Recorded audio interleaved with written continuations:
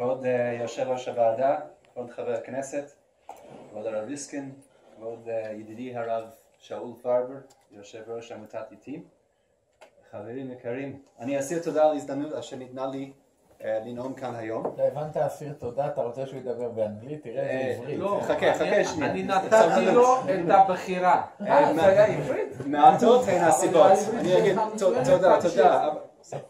מעטות הן הסיבות אשר בגללן אני אגיע לישראל מקנדה רק ליום אחד. הדיון הזה חשוב לי ולקהילתי בפרט וליהדות התפוצות ככלל. ברשותכם, במחילה מכם, ברצוני להעביר את דבריי היום באנגלית משתי סיבות. ראשית, הנושא הזה חשוב לי ביותר, ולכן ארגיש בנוח לדבר בשפת האם שלי, לוודא שכל דבריי מדויקים מגיעים ישר מהלב. שנית, אני מייצג היום לא רק את עצמי, אך בעיקר את קהילתי ממונטריאל ורבים מיהודי צפון אמריקה וקהילות ברחבי העולם, אשר נושא הזה נוגע להם במיוחד, לכן חשוב לי שהם גם יבינו את דבריי, למרות שלא נמצאים כאן בחדר היום. הרב, אפשר אולי ברשותך רק כמה מילים על הקהילה שלך ועל בית הכנסת? אני אגיד, בהמשך, כן. תודה. I am an Orthodox rabbi, and for now almost 14 years I have served as the rabbi of a congregation that follows Orthodox halakha. The congregation is Shar HaShemayim. It's known as the Shar. It's one of the most prominent synagogues in North America. Our history, going back to 1846, is a history of really being the leading congregation in Canada. Our membership includes leaders of international business, political, and cultural landscapes. In terms of membership size, to my knowledge, it is the largest Orthodox synagogue in the world in terms of membership, with almost 1,400 family units belonging to the synagogue. And allow me to describe what is for me one of the greatest moments in our synagogue in the year. Each year at the very end of Yom Kippur, when everyone is hungry and eager to break their fasts and filled with energy, having successfully made it through the long hours of prayer, the 2,000 people who sit in our pews, they stand in unison and conclude Ne'ilah, Yom Kippur, with Hatikva. Our synagogue was established more than a century before the state of Israel was born. How powerful it is to utilize this spiritually charged moment to express our love for Israel. We love Israel because we believe in the depths of our souls that Israel is a Kiddush Hashem. The Jewish state makes us proud to support it, to visit it, and when necessary, to defend it. It is therefore so painful to say the following. The recent actions of the Israeli Chief Rabbinate are causing a Chilul Hashem. Chilul Hashem. I work very hard, together with many other wonderful and caring rabbis of all denominations, to demonstrate that rabbis are compassionate people who care about Jews and care about all people, that we want to build bridges to strengthen the Jewish people through collaboration, through openness. Rabbis are professionals. We take our vocation and our professionalism very seriously. And the approach of the Chief Rabbinate to us and to our members undermines our efforts. Let me give you an example. A couple walks into my office. They want to get married in Israel. Mazel tov, I say. There's no better place in the world to get married. Rabbi, are you available to officiate at our wedding? Well, I'm available, I say. My schedule is free. But I can't guarantee that I'll be approved by the rabbinate. And they look at me in disbelief. I've known this couple for many, many years. They'll say, well, what does that mean? What's required to be approved? We'll vouch for you. No one knows, I say. That's the great secret. Their standards are not disclosed. How can that be, they wonder? Don't these rabbis, doesn't the state of Israel feel a sense of responsibility to our community?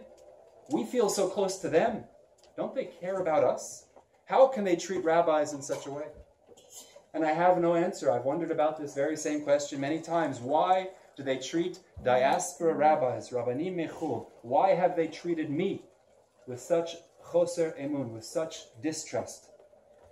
A young woman. רק להגיד לך, לפי ההלכה, לא צריך רב כדי לחתן בכלל. מספיק שני עדים. הגמרא אומרת, כל שלא יודע בטיב גיטין וגילושין לא יהיה לו עסק עם העיר. זה כתוב בגמרא. אני מבקש, A young woman in my congregation. לא צריך רב, אפילו לא צריך רב. חברי הכנסת פה, We didn't get the proper education. יש להם פריבילגיה להתערב, אבל כיוון שאתה אורח מכובד, אני לא רוצה לתת להם. ואז בבקשה תמשיך, אני מבקש, חברי הכנסת תתאפקו. A young woman in my congregation wants to move to Israel. She wants to meet her bashert here, her intended. She wants to be married in the Holy Land. You've known me since I was a little girl, she might say. Please write the required letter that tells Israel that I'm Jewish. Gladly I'll respond. And this letter will allow you to immigrate to Israel, to fulfill your dreams, to live by the values of our congregation. You can make aliyah, no problems. But if you get married there, if you ever have to walk into the office of the Chief Rabbinate of the Rabbanut, you may have to find another rabbi to write a letter. Because I've actually had a letter of Jewish identity rejected by the Chief Rabbinate. Rejected, she says? Why would they reject your letter? Well, I say, I don't quite know. They never actually spoke to me. They sent me one letter, an apology letter of sorts, saying that maybe my letter was rejected in their words, not mine, because of a chashash ziyuf, because they suspected it was a forgery. But that doesn't make sense, because they never called me. They never picked up the phone to verify.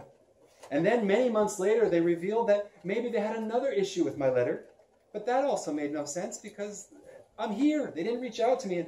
And she shakes her head in disbelief, and she chuckles. She says, well, maybe they couldn't find you, she says sarcastically. And she knows that anyone with basic familiarity with Google will be able, within seconds, to access my email, my phone number, my social media accounts within seconds. It's my job to make myself available to the Jewish people and accessible. Anyone who wants to find me can do so easily.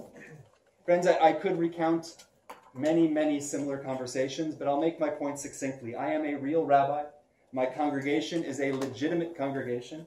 Our communities in North America are not centralized, perhaps like in Israel. Each congregation has its own policies, responds to its own reality, as is the long-standing tradition of the Jewish people. The rabbinate has proven, time and time again, that it has no interest in engaging and understanding the dynamic of diaspora Jewish communities. I have been personally hurt by the rabbinate's rejection of me. The irresponsible blacklisting of my name, together with that of my colleagues, has diminished my reputation and the reputation of my congregation. The Rabbanut has impeded my ability to serve the Jewish people.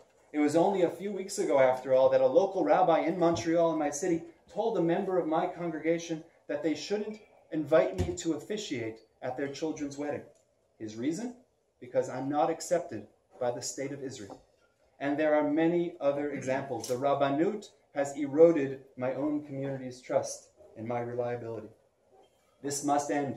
The bureaucracy and exclusionary practices do not meet the basic standards of decency and professionalism. This is not a matter of religious standards. This is a matter of basic humanity. If I am not to be trusted, then please share once and for all. Why not?